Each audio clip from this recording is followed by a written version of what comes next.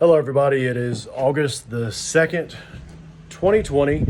I'm back in the beautiful little town of Halifax, Virginia in Bannister Tavern. Sitting off today with one accomplishment, or one goal, excuse me, and that was to get all the plaster down and the sheetrock down in the second room, which is the later edition of this beautiful little tavern. And I've accomplished my goal. So most of it's all down with the exception of the ceiling. I'm gonna get everything off the floor first before I start pulling the ceiling down. But a couple things I'd like to show you that I have discovered today. Every time I'm pulling stuff down, we find a little, I say we, it's a force habit, I think, safety in numbers type of thing. It's me, it's just me. I'm doing all this so far. So a couple of things I have discovered, I'll show you those in a second. But we're in the section of the house that's probably early 1800s. I'm going to walk back into the part of the home that is 1700s. I'll show you real quick so we'll know what we're talking about. I know I've showed this door frame before and the joinery work that's done. This beautiful joinery work, this cut. I mean, that is a skilled craftsman right here that put this together. This door back here in the foyer, also, beautiful joinery work.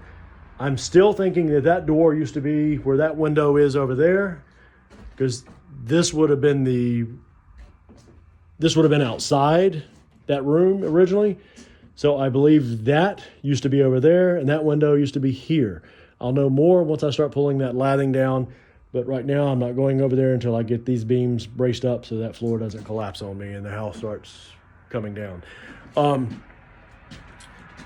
This doorway was added to go into this newer edition, 1800s. All right, your molding here for your door frame, they did not do the joinery work. I jokingly say your craftsman got lazier. They just did a 45 here just to piece stuff together. It's not even like that here. Here it's just a clean cut and another clean cut, and then they put this block in. Right, so that shows you the difference between this and that door frame there. You come into this room that I have been pulling sheetrock down, and luckily somebody has made my job fairly easy for me. This room had mostly had all the plaster pulled down. What little plaster was left, you can smack it with your hand and it just falls off. Unlike the older part of the house where you really had to work to break the plaster free from the lathing. So this was mostly sheetrock, and that's what all this is. They ran strips up and down the furring strips, ran channels where the plaster was, and then put sheetrock right on top of it. The sheetrock clearly was just crumbling and falling down. That's why the update.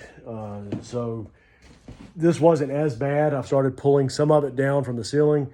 This corner over here is where you're having all this terrible rain that has rotted that side of the house.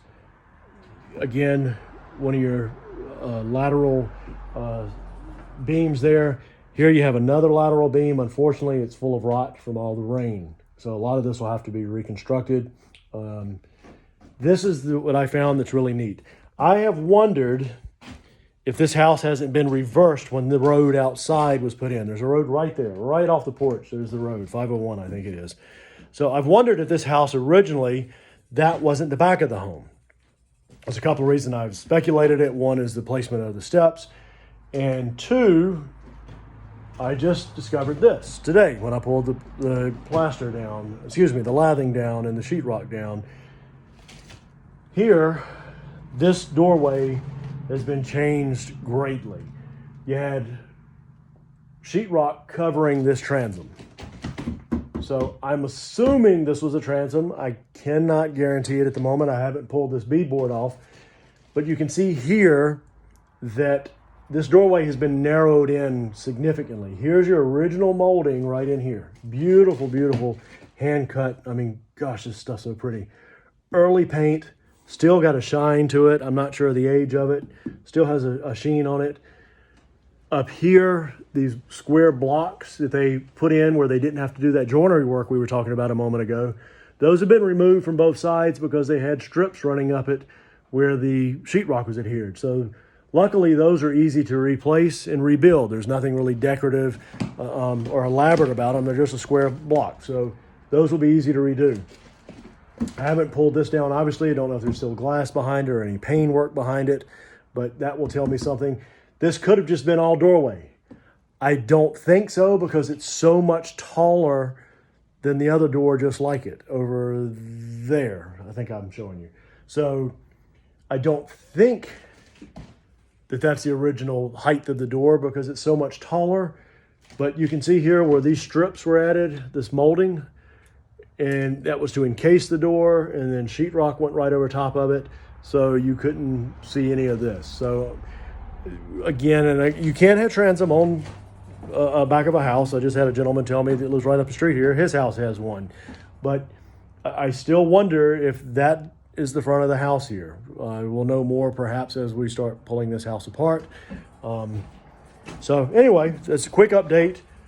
This room is done for the day. I'm hot, I'm tired. It's a hot August day. There is a little breeze outside, but I'm done for the day. So I'll finish, I'll be back down this week to start getting up all this debris and hauling this debris off.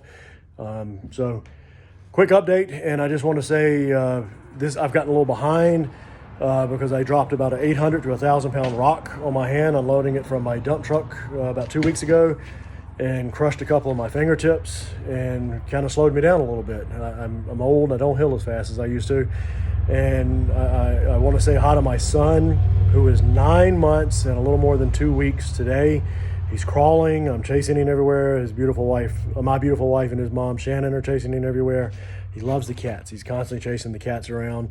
He's pulling himself up. So Nehemiah, if you're an older guy right now and you're watching your dad talk about the house that you grew up in, I want to tell you I love you and I'm proud of you, and it's been a privilege watching you grow already. So you bring so much joy to my life, and I'm so glad you're here.